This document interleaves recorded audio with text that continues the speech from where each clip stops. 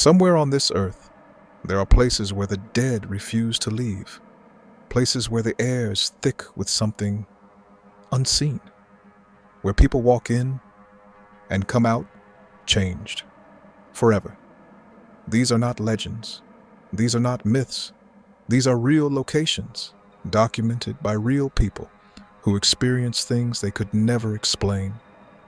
Tonight, we visit 5 of the most haunted places on our planet. If you're watching this alone, you may want to reconsider. At the base of Mount Fuji in Japan, there is a forest so dense, so vast, and so unnervingly silent that compasses stop working inside it. Locals call it Aokigahara, the Sea of Trees, but the world knows it by a far darker name, the Suicide Forest. Thousands of people have walked into this forest and never come out. The forest floor is scattered with faded photographs, rotting shoes, and handwritten notes, left behind by those who entered with no intention of returning. Some of those notes were addressed to loved ones. Some were addressed to no one at all. In 2004, journalist Rob Gilhooly entered Aokigahara on a winter afternoon. The light was fading fast.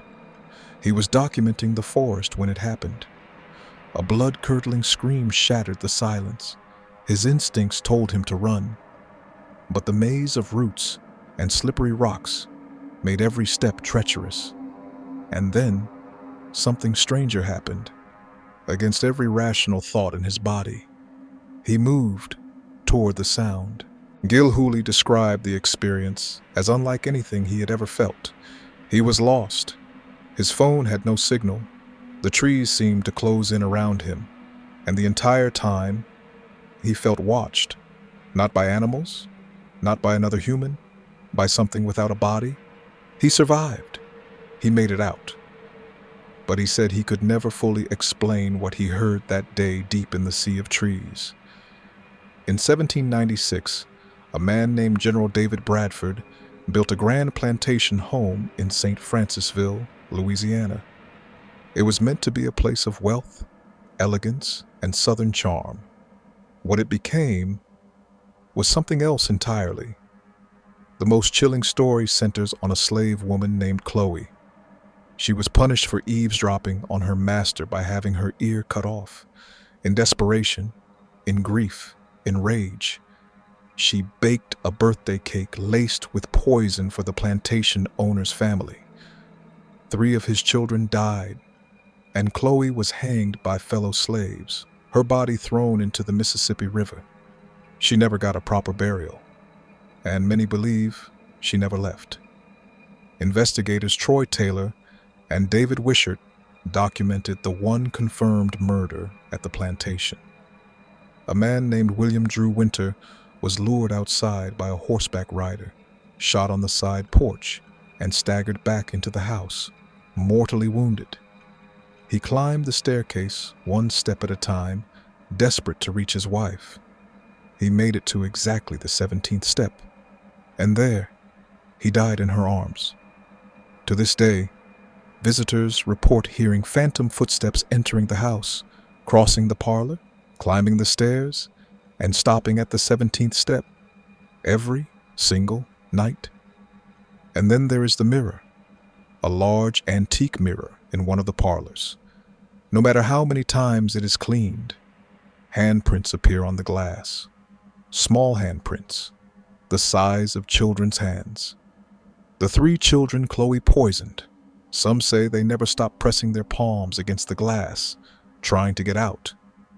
Built in 1866 in Moundsville, West Virginia, this massive Gothic stone prison stood for over a century. In that time, 94 men were executed within its walls. Hundreds more were murdered by other inmates. The penitentiary finally closed in 1995, but the men who died inside never received the memo. A woman named Pegan Cox joined a ghost hunting tour of the penitentiary. She was skeptical. She was ready to be entertained. She was not ready for what happened. As she walked the dark corridors, she felt something, a gentle caress on the back of her hand. Soft, deliberate, intentional. Then, a pressure in the middle of her back, pushing her forward. She told herself it was the wind. Then the man beside her gasped.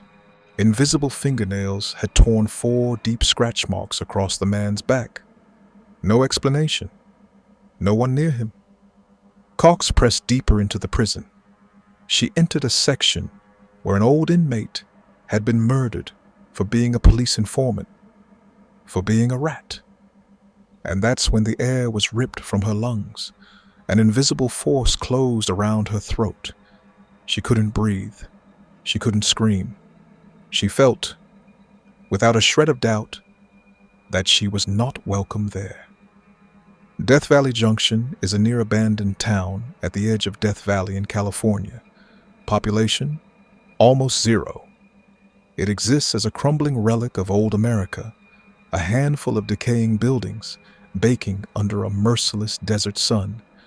And at its center stands the Amargosa Opera House, a place so isolated, so utterly alone, that just driving toward it makes people feel watched.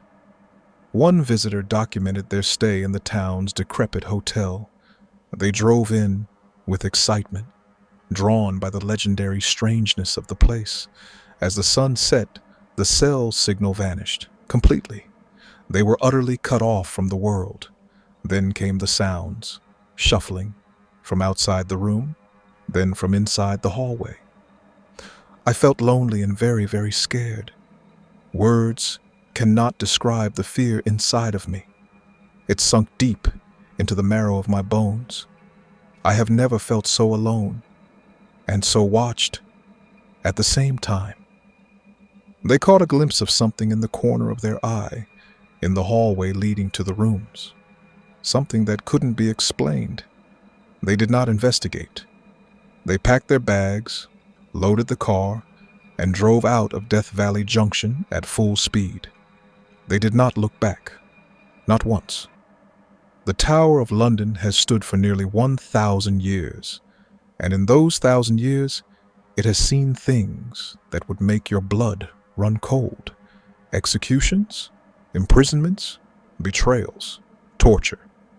Kings and queens walked its corridors, and many of them never walked out alive.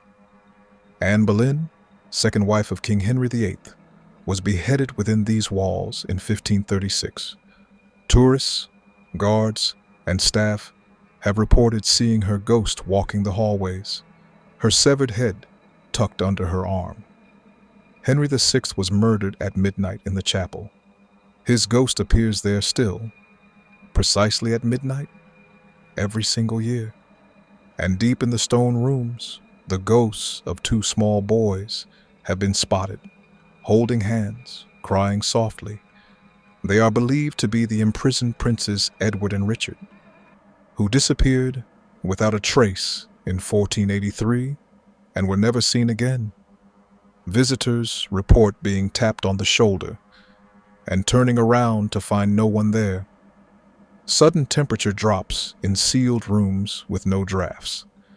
Shadowy figures gliding silently through corridors, and the overwhelming, crushing sensation of being watched by something ancient, something that has been there far longer than you, something that has no intention of leaving.